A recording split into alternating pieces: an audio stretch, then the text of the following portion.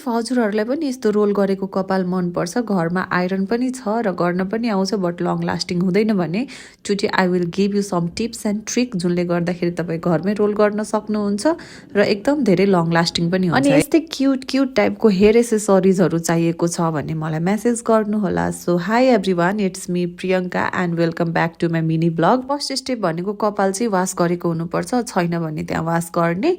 अनि त्यसपछि तपाईँ हेयर ड्रायरले सुकाउनु अथवा घाममा सुकाउनु। त्यसपछि हजुरहरूले चाहिँ गर्नुपर्ने काम भनेको ब्लो ड्राई गर्नुपर्छ है। ब्लो ड्राईको काम चाहिँ तपाईँको कपालमा भोल्युम दिने काम गर्छ। सो जसको कपाल पातलो टाइपको छ उसको कपालमा भोल्युम क्रिएट हुन्छ।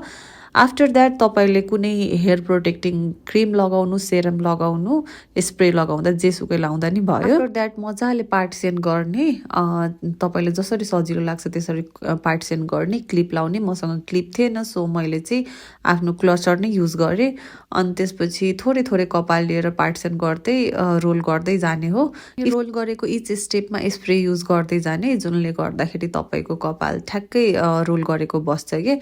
अनि त्यसपछि यो स्टेप वाइज गर्दै जाने, लास्टसम्म अगाडिको पनि मजाले रोल गर्ने। तपाईँ आफ्नै घरमा रोल गर्न सक्नुहुन्छ एउटा सिम्पल आइरन लिएर र सेलुनमा गएर पैसा पनि खर्च हुँदैन। सो अनि यसरी यो हेयर एसेसरिज लाउँदाखेरि भित्रबाट क्लिप चाहिँ लाउनु होला, जुनले गर्दाखेरि तपाईँको कपालमा क्लिप पनि देख्दैन र यो मजाले नै बस्छ, यो झर्दा पनि झर्दैन। इफ तपाईँहरूलाई पनि यस्तो हेयर एसेसरिजहरू चाहिएको छ भने मलाई मेसेज गर्न सक्नुहुन्छ। यहाँ म अरू अरू डिजाइनको पनि छ, त्यो पनि देखाइदिन्छु। So bye bye, take care, see you in the next blog.